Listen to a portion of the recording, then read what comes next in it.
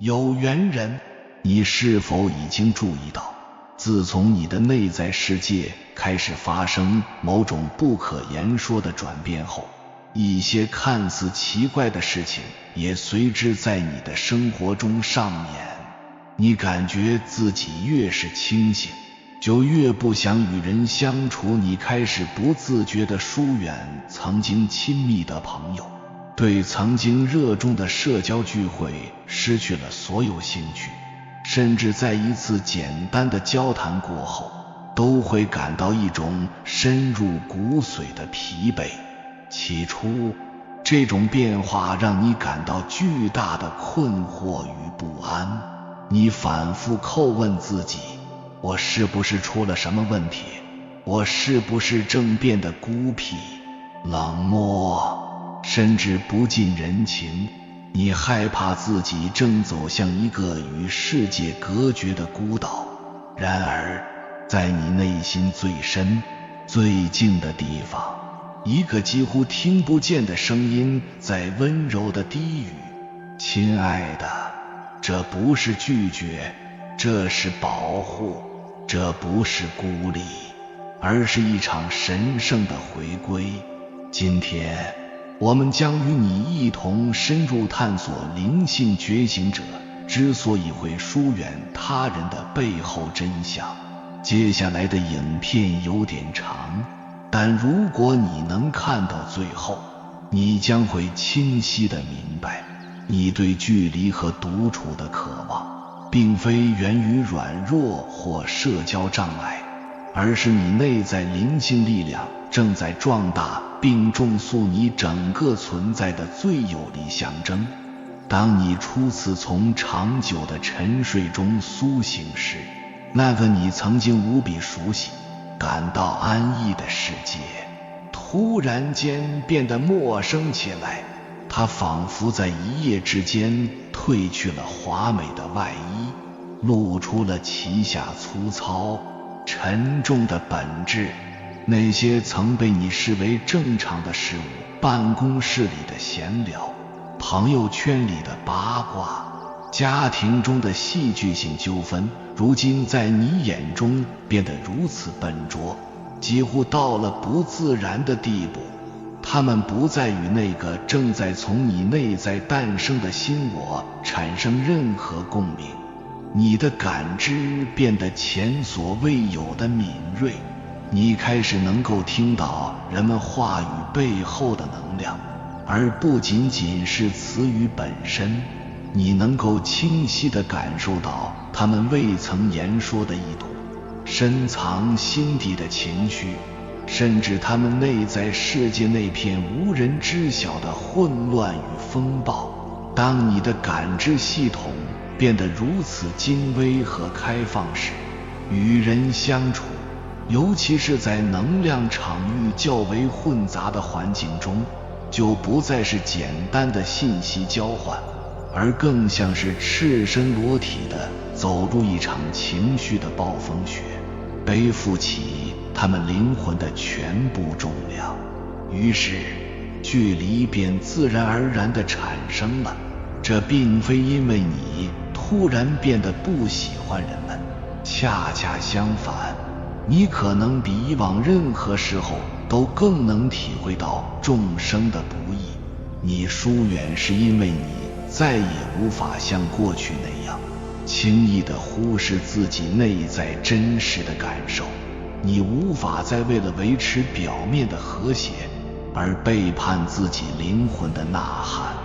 让我们构建一个更具体的场景，想象一下，在你觉醒之前，你走进一个觥筹交错、人声鼎沸的房间，可以毫不费力地融入其中。他们笑，你也跟着笑；他们高谈阔论，你也能参与其中，不假思索地跟随那股流动的社会能量。你像一条鱼，自在地游弋在名为集体意识的海洋里。但觉醒之后，当你再次踏入同一个房间，一种前所未有的窒息感可能会将你淹没。那不再是一个充满欢乐气氛的派对，而是一个庞大而嘈杂的能量交换站。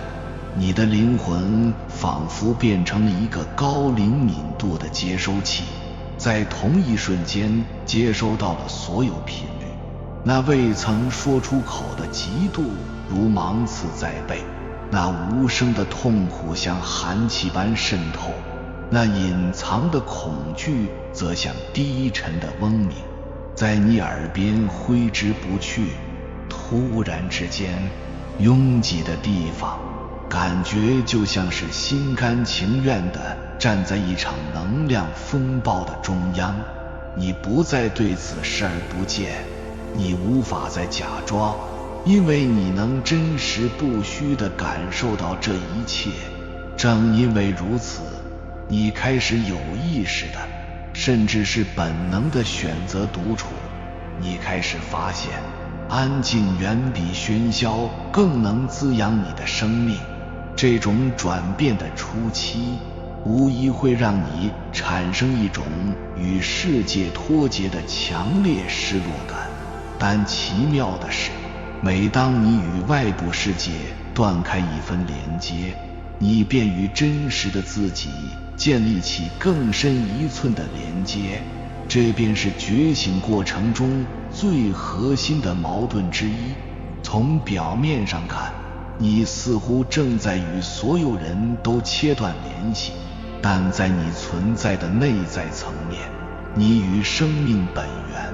宇宙真相和灵性的连接却比以往任何有史以来都更加深刻，更加坚固。这种疏远，其本质不是为了逃避他人，而是为了竭力保护你正在萌芽极其珍贵的新生能量。当你的灵魂正在经历一场深刻的蜕变与成长时，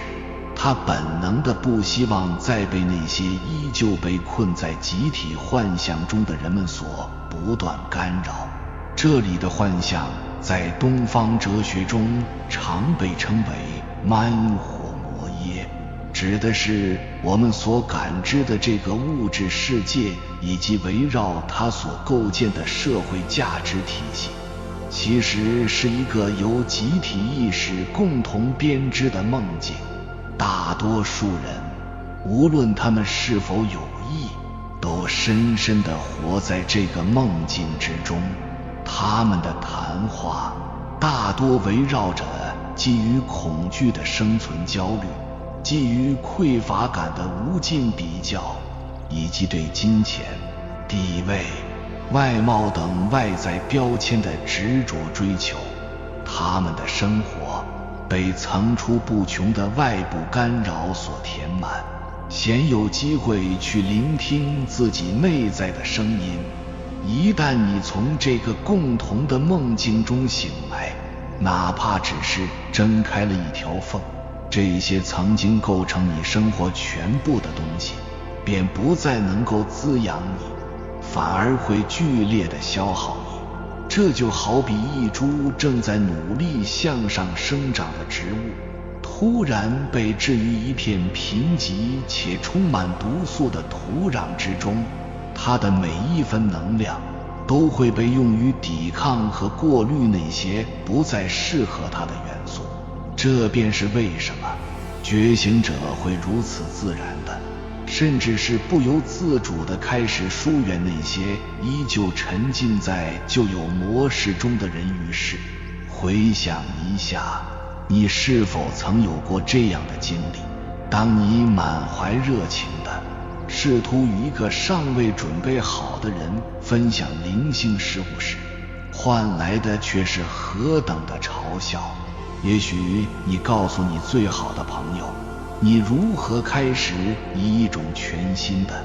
充满敬畏的方式看待生活。你向家人描述冥想是如何彻底改变了你的内在视角，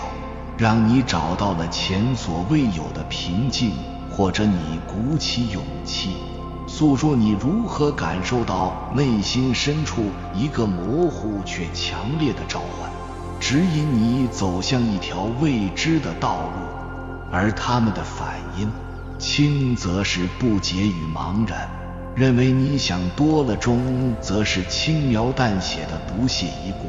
迅速转移话题；重则可能是直接的嘲笑与评判，给你贴上不切实际、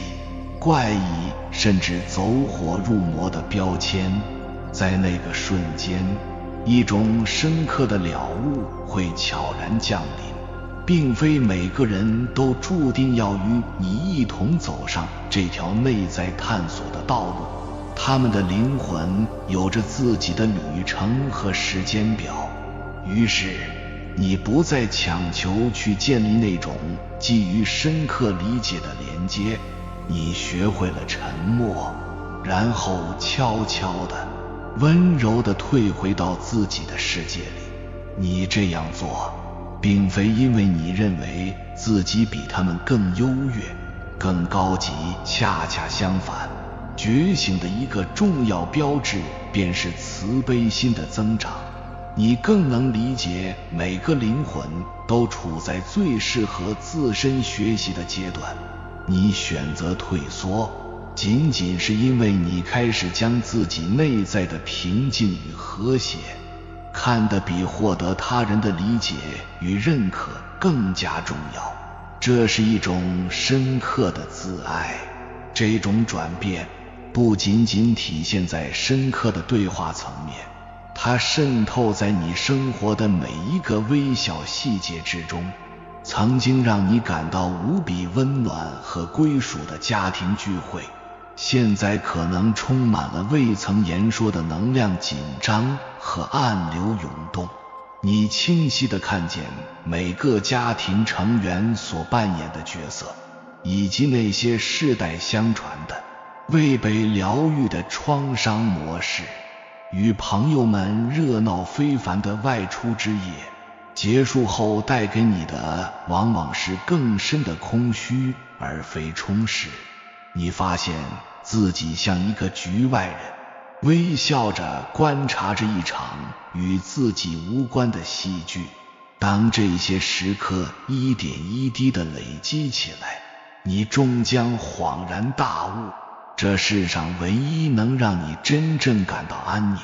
完整和被滋养的地方，是独处于广袤的大自然之中，或是仅仅在自己的房间里静静地坐着，与自己的呼吸同在。这不是你不合群，而是你的灵魂在告诉你真正的滋养在哪里。灵性觉醒的过程，在很大程度上是一个能量体变得极其敏感的过程。这不仅是情感上的敏感，更是能量层面的。在物理学中，我们知道万物皆有振动频率。灵性导师如大卫·霍金斯博士在他的著作 Power vs. Force 中，通过肌肉动力学测试，为人类的情绪和意识层次绘制了一幅能量地图。羞愧、内疚、恐惧等情绪处于极低的振动频率，而爱、喜悦、和平则处于极高的频率。觉醒本质上就是一个人的主要意识频率不断提升的过程。当你自身的振动频率提升了，你就会自然而然地对低频能量变得格格不入，甚至产生生理性的排斥。这解释了为什么某些你曾经感觉良好的环境，现在会变得难以忍受。喧闹的派对、拥挤的商场、充斥着竞争与压力的工作环境，对于你高度敏感的能量场来说，就像是持续不断的静电噪音，干扰着你内在的和谐。甚至手机上不断弹出的通知提示音，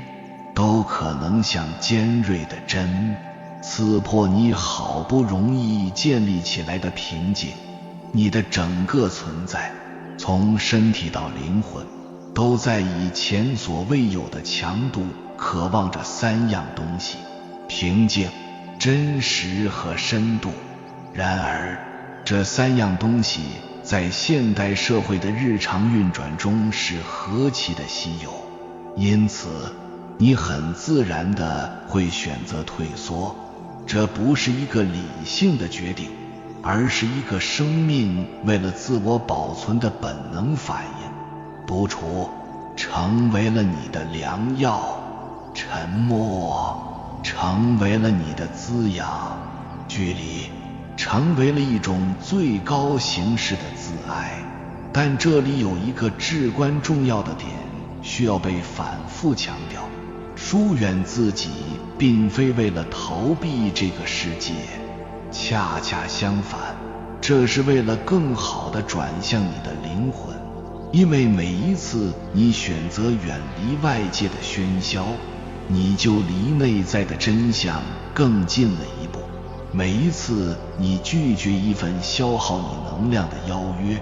你就是对自己更高版本的自我投出了一张肯定的选票。每一次你选择独处的安宁，你都在为自己的灵魂创造一个神圣的空间，让它得以疗愈、整合，并绽放出更璀璨的光芒。这便是为什么从外部看来，觉醒者似乎总是在主动地孤立自己。这不是逃离，而是一场神圣的回归到你最真实的自己。这场深刻的内在转变也必然会彻底颠覆你对关系的看法。觉醒绝不意味着你不再爱别人，不再关心他们。实际上，你可能会发现，你的爱变得更加宽广，更加无条件，因为它不再依附于对方是否满足你的期待。但这确实意味着，你将不再容忍任何会持续伤害你灵性、消耗你能量的关系模式。你仍然可以深深地爱着你的家人和朋友，但你不再觉得有义务必须时刻陪伴在他们身边，尤其是在他们的能量让你感到沉重，让你偏离自己中心的时候。你学会了划定健康的能量边界。起初，这种边界的设立可能会引发巨大的内疚感，你可能会觉得自己正在抛弃他们，辜负了他们的爱。这是因为我们的社会文化，尤其是东亚文化，长期以来都在训练我们要合群，要顾全大局，要随时待命，要总是对别人的需求说是，要通过紧密的社交联系来定义自身的价值。但灵性觉醒恰恰是来颠覆这套就有的社会剧本的。它教会你拒绝可以是一种神圣的布空间，是维持任何健康关系的必要条件。它让你明白，有时你能为你所爱之人做的最伟大的爱的行为，就是先保护好你自己的能量，先填满你自己的杯子。这样，当真正重要、需要你出现的时刻，你才能以一个完整、稳定、充满爱的状态去给予。否则，一个能量枯竭的你，给予的只会是怨怼和负担。现在，让我们一同来谈谈几乎每一个觉醒者都会经历的那个如影随形的情绪，因距离而产生的孤独感。我们必须诚实地面对它。在很多时候，这条路确实感觉非常孤独。你会有一种强烈的自己不属于任何地方的感觉，你就像一个在两个世界之间漂流的灵魂，旧有的物质世界和思维模式你已经回不去了，因为它变得如此不真实，而那个你内心向往的充满光与爱的新世界似乎又尚未完全显现。你悬在半空中，无所适从。这便是觉醒过程中最艰难也最具考验性的部分之一，那个漫长的过渡期。许多人正是在这个时刻，因为无法忍受那种刺骨的孤独感，而忍不住想要退回到旧有的生活中去，重新融入人群，重新戴上熟悉的面具，只是为了暂时摆脱那种被全世界抛弃的感觉。然而，如果你能有足够的勇气和耐心，去穿越并安住于这种孤独之中，那么最美好的事情就会开始发生。你开始意识到，独处和孤独是截然不同的两种状态。孤独是一种匮乏感，是我需要别人来填满我的空虚，而独处是一种圆满感，是我在自己的存在中感到完整的充实。当你能安然地与自己待在一起，你会发现那份独处充满了存在感，充满了前所未有的清晰度和一种流动不息的灵性智慧。然后，另一件更为奇妙的事情会随之而来。一旦你真正地与他人保持了健康的距离，深入地进入了更深的独处，你会发现整个宇宙似乎开始以一种更清晰、更个人化的方式与你对话。你开始在生活的各个角落注意到各种不可思议的共识性 synchronicity。 心理学大师荣格创造了这个词，用来描述那些有意义的巧合。你可能正在思考一个问题，然后翻开一本书，答案就赫然在目。你可能在心中念着一个许久未见的朋友，下一秒就接到了他的电话。这些不再是偶然，而是宇宙在告诉你，我听到了你，你走在正确的道路上。你的直觉会变得异常敏锐，它不再是脑海中一个微弱的声音，而是一种清晰、明确的内在指引。大自然在你眼中变得前所未有的生机勃勃，你仿佛能感受到树木的呼吸，能听懂风的低语，感觉整个世界都在直接与你的灵魂交流。所有这一切之所以能够发生，正是因为你远离了外界的喧嚣，为内在创造了足够的空间。你与他人之间保持的那段物理和能量上的距离，意外地成为了更高智慧进入你生活的门户。最终你会发现，当你不再执着于旧有的社交圈时，你开始吸引完全不同类型的人进入你的生命。这个过程可能不是立刻发生的，也不会是大量的，但慢慢的，你会遇到那些无需过多解释就能深刻理解你的人，那些能够真正激励你、提升你，而非消耗你的人，那些同样走在这条内在探索道路上的灵魂家人。他们懂得沉默的价值，他们习惯于用心而非用头脑去生活。与他们在一起，你感到的是前所未有的放松、真实和被看见。但这里的关键是，如果你没有先勇敢地与那些不同频率的人保持距离，为自己的生命腾出空间，你就永远不会为这些真正与你共振的灵魂家人创造出相遇的可能。独处成为了一个神圣的过滤器，它为你扫清了道路，只为迎接那些真正深刻的灵魂连接。因此，如果你此刻正经历着疏远他人的阶段，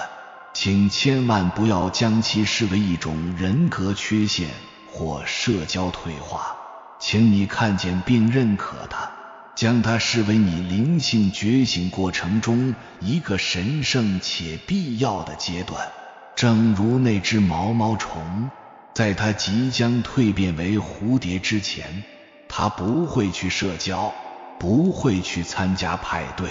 它会独自找到一个安静的角落，用自己吐出的丝将自己包裹在一个茧中。它进入一种极致的沉默、静止和孤独的状态，因为内在深刻的转化需要绝对不被打扰的空间。当他在那个孤独的黑暗中完成了自身结构的彻底重组，当时机成熟，他便会用尽全力破茧而出，展翅高飞，成为一个全新的、拥有更高维视野的生命。这就是此刻正在你身上发生的事情。你所感受到的距离，不是你旅程的终点，它只是那个神圣的茧。你正在其中经历着一场灵魂层面最深刻的炼金术，请相信这个过程，尊重你对安静和独处的需要，温柔地对待那个感到孤独和困惑的自己。因为在那片看似孤绝的宁静深处，你的翅膀正在悄然生长。那片因疏远而获得的宁静，并非旅程的终点，而是真正探险的起点。它像一扇被悄然推开的古老石门，门后是一个超乎想象、广袤无垠的内在宇宙。当你停止向外追逐，世界的喧嚣如潮水般退去，你首次听见的是来自生命更深维度的，如宇宙背景辐射般恒久存在的大寂静之声 The Great Sound of Silence。 这不是没有声音，而是所有声音的和谐共存，是存在本身那纯粹无分别的震动。在这片大寂静中，一个全新的感知维度开始向你敞开，你开始发展出一种被称为超觉知力或超感官知觉的能力。这并非什么超自然的魔法，而是你与生俱来但长期被理性思维所压抑的更精微的感知力。其中最先被激活的往往是你的能量体 Energy Body。 你开始能够看见或感知到环绕在人、植物甚至物体周围的能量场，也就是我们常说的气场或光环。你不再仅仅通过语言和行为来认识一个人，你能直观地感受到他们能量的颜色、密度、流动性与和谐度。一个言语温和但内心充满怨怼的人，在你眼中可能呈现出浑浊、暗淡的能量色彩，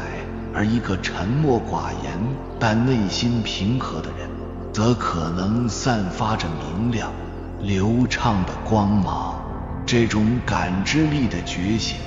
让你对真实有了全新的定义。一个人的真实状态，不取决于他说什么或做什么，而在于他存在的能量震动。随之而来的是对空间与地点能量的敏感。你走进一个房间，就能立刻感受到这个地方的能量印记。某些古老的寺庙、宁静的森林，会让你感到一种难以言喻的和平与神圣，仿佛那里的空气中充满了上千年来修行者留下的高频震动，而另一些充满纷争、痛苦或暴力的场所，即使早已物是人非，你依然能感受到那种沉重、凝滞的能量残留，让你感到压抑和不适。这种能力的开启，让你明白为何古代文明如此重视风水，为何圣地能够起到疗愈作用。你开始像一个能量的地理学家，能够辨识并选择那些能够滋养你、提升你振动频率的空间。更进一步，你的时间感开始瓦解。在深度的静心中，或是在与自然完全融合的时刻，你可能会体验到线性时间的暂停。过去、现在和未来似乎融合成了一个永恒的当下。在这种状态下，你可能会接收到一些看似来自未来的信息片段，或是突然对某个历史事件产生一种身临其境的了知。这便是你的意识开始超越三维时空限制的迹象。你开始理解，我们所经历的线性时间只是被人类集体意识所固化的一种感知模式，而在更高的维度，所有的时间都是同时存在的。这让你从对过去的悔恨和对未来的焦虑中解脱出来，因为你真正体验到，生命唯一真实存在的场域，就是这无限丰富的当下。当这些更精微的感知力被激活，你与整个宇宙的互动方式也发生了根本性的改变。你开始与一个超越物质层面的智能网络建立连接。许多觉醒者会发现自己开始与指导灵、高我或者某些智慧存有进行沟通。这种沟通形式多种多样，可能是在梦境中接收清晰的指引，可能是脑海中突然出现一个充满智慧的念头，也可能是通过自动化书写或灵感绘画来传递信息。你逐渐明白，你从来都不是孤单一人在走这条路。在帷幕的另一边，一直有着充满爱与智慧的存在在引导、保护和支持你。这种确信让你在面对人生的挑战时，获得了一种前所未有的内在力量和信任感。这种与高维智慧的连接，也常常通过解读宇宙的语言来显现。你不再将世界看作一堆随机事件的组合，而是开始将其视为一个巨大的、充满意义的象征系统。你开始注意到反复出现的数字序列，如11.11、4844，它们像路标一样，在你感到迷茫时给予确认和鼓励。你开始通过解读塔罗牌、易经等古老的象征工具来与自己的潜意识和宇宙智慧对话，发现它们总能以惊人的精准度反映出你当下的内在状态和潜在可能性。你看到飞过天空的鹰，可能会将其解读为更高视野的象征，你偶然发现的一根羽毛可能会被视为来自守护天使的问候。整个世界变成了一本为你而写的、充满神秘与启示的活生生的书。深入这个内在宇宙，一个不可避免的旅程，便是探索前世与灵魂契约。在疏远外界、深度内观的过程中，许多人会通过冥想、回溯催眠或自发的闪回，体验到一些不属于此生的记忆片段。你可能看到自己在古埃及作为一名祭司，或是在中世纪欧洲过着艰苦的农夫生活。这些体验的目的并非为了满足好奇心，而是为了让你理解你当下的某些模式、恐惧或人际关系，其根源可能深埋在遥远的过去。你可能会突然明白，为什么你对某个特定的人有着无法解释的强烈情感，因为你们的灵魂在许多世中都曾相遇，并签订了共同学习和成长的灵魂契约。理解了灵魂契约，你对人际关系的看法会发生翻天覆地的变化。你开始明白，那些让你感到最痛苦、最具挑战性的关系，往往是你最伟大的老师。那个伤害你的人，可能是一个勇敢的灵魂，同意在此生扮演反派角色，以帮助你学习爱、宽恕和力量的课题。你与父母、伴侣，甚至敌人之间的纠葛，不再是简单的对错问题，而是一场场精心编排的，旨在推动彼此灵魂进化的宇宙戏剧。这种认知让你能够从受害者心态中彻底解脱出来，以一种更超然、更慈悲的视角看待所有关系，并有意识地去完成那些未尽的灵魂功课。当你从灵魂层面真正学会了某个课题，你会发现，那个曾经让你痛苦不堪的人，可能会自动离开你的生活，或者你们之间的关系模式会奇迹般地得到转化。在这场深度的内在考古中，你还会触及一个更为根本的层面，你的星际起源或灵魂根源。许多觉醒者在探索过程中会产生一种对地球的异乡感，感觉自己不完全属于这里，内心深处对某个遥远的星系，如昴宿星团、天狼星或大角星，有着一种莫名的乡愁。你可能会发现自己天生就具备某些与这些星际文明相关的特质，例如昴宿星灵魂的疗愈与艺术天赋，天狼星灵魂对知识与神秘学的热爱，或是大角星灵魂的逻辑与科技才能。探索你的星际起源，并非为了让你逃避在地球的责任，而是为了让你忆起你此行的任务和所带来的天赋。许多所谓的星际种子灵魂是自愿来到地球，协助地球母亲和人类集体进行意识维度的提升。忆起你的星源，会让你明白你为何感到与众不同，为何对旧有的地球系统如此不适应。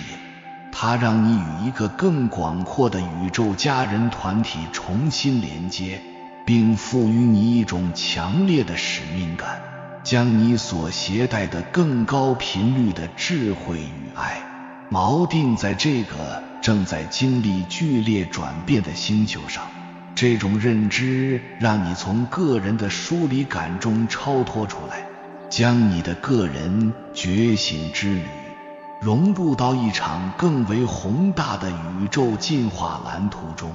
当你的意识版图扩展到如此广阔的维度，你会发现，觉醒的终极方向并非是脱离肉身，飞升到某个天堂般的高维世界，而是恰恰相反，将最高维度的光与意识完全带入并锚定在此刻、此地，这个物质身体之中。这就是所谓的扬升或基督意识的实现。在肉身中活出你的神性，成为一个行走的人间天堂。这个过程被称为神圣的降临。你不再试图逃避你的身体、你的情绪、你的物质生活，而是开始将每一个面向都视为神圣的展现。你学会了在最平凡的日常中发现神性，在洗碗时感受水的流动与洁净，在吃饭时感恩食物的滋养，在与人交谈时看见对方内在的神性火花。你不再将灵性修行局限于冥想殿或寺庙中，你的整个生命都成为了一场动态的、活生生的静心。实现这种降临，一个关键的实践就是开启并平衡你的脉轮系统。这些位于脊柱沿线的能量中心，是连接你物质身体与精微能量体的桥梁。疏离期为你提供的内在空间，正是让你去清理和激活这些脉轮的最佳时机。你可能会通过声音疗法，如唱诵咒语或使用颂钵、水晶疗法、瑜伽体式或能量治疗，来清理堵塞的脉轮。当你的海底轮被疗愈，你会在物质世界中找到前所未有的安全感与归属感。当你的心轮完全敞开，你会体验到一种无条件的、与万物合一的爱。而当你的顶轮被激活，你便能持续地与你的神性本源保持连接。一个完全平衡和流动的脉轮系统，是让高维意识在物质层面顺畅表达的先决条件。最终，当你的内在宇宙被充分探索，你的多维度身份被逐一忆起，你的神性意识开始稳定地降临于肉身之中，你便准备好以一种全新的姿态重新进入世界。这一次，你不再是被动的融入，而是主动地去共同创造。你与宇宙不再是分离的，你就是宇宙本身。通过你这个独特的视角来体验和创造它自己，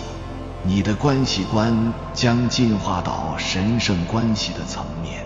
你所吸引来的伴侣将不再是为了满足情感或生理需求，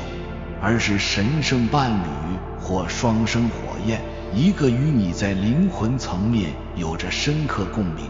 共同肩负着服务使命的伙伴。你们的关系将成为一个强大的能量漩涡，一个第三能量场，其目的是为了疗愈彼此，整合阴阳能量，并共同将更高频率的光与爱锚定在地球上。你们的结合是为了超越个人层面，服务于一个更宏大的集体目标。你的工作观将进化到天命展现的层面，你不再为了谋生而去工作，你的工作就是你喜悦的展现，是你灵魂天赋的自然流露。无论你从事什么，你都会在其中注入一种神圣的品质，你的行动本身就成为一种祝福。你可能会被引导去创造全新的、基于爱与合作而非竞争与恐惧的社区、企业或疗愈中心。你不再追逐成功，而是成为成功本身，因为你已经与内在的丰盛源头完全对齐。最重要的是，你与他人的关系将从疏远进化到合一中的独特性。你深刻地了知，在能量的根本层面，万物一体，我们都是同一个意识海洋中不同的浪花。你能够无分别地爱每一个人，因为你在每一个人的眼中都看到了你自己。然而你同时也无比尊重每一个灵魂独特的表达方式和生命旅程。你不再需要所有人都理解你，或走上和你一样的道路。你学会了欣赏这出宇宙大戏的丰富性与多样性。你会成为一个新地球的织梦者。你的思想、你的言语、你的情感都成为具有强大创造力的工具。你不再聚焦于旧世界的崩塌与混乱，而是将你的能量和意识持续地投注于你希望看到的那个充满爱、和平与和谐的新世界的愿景之上。你与其他觉醒的灵魂一起，共同编织着一个更高频率的现实矩阵。你明白，改变世界最有力的方式不是去对抗黑暗，而是去成为那一盏无法被熄灭的光。因此，那最初的疏远，那看似与世界格格不入的孤独，终将被证明是一份最伟大的礼物。它为你关上了一扇通往虚假世界的大门，却为你开启了无数扇通往真实宇宙的窗。它让你从一个被动的社会角色蜕变为一个主动的宇宙创造者。它让你从一个寻找爱的人成为爱本身。当你走完这段完整的旅程，你会带着一丝微笑回望那个曾经感到孤独和困惑的自己，并在心中深深地感谢那份疏远。因为它，你才最终找到了回家的路，那条通往你内心神圣、无限、永恒自信的光明大道。有缘人，感谢你看到最后。如果今天的影片对你有所帮助，请按个赞给我响应，回复一句回归真我。愿你在这趟人间旅程中步履从容，始终与真实的自己同在。还没有订阅频道的，请点击右侧的订阅按钮，与我们建立更深的连接。随缘加入会员，与同频之人共修福报，随喜转发，传播善知识，功德无量。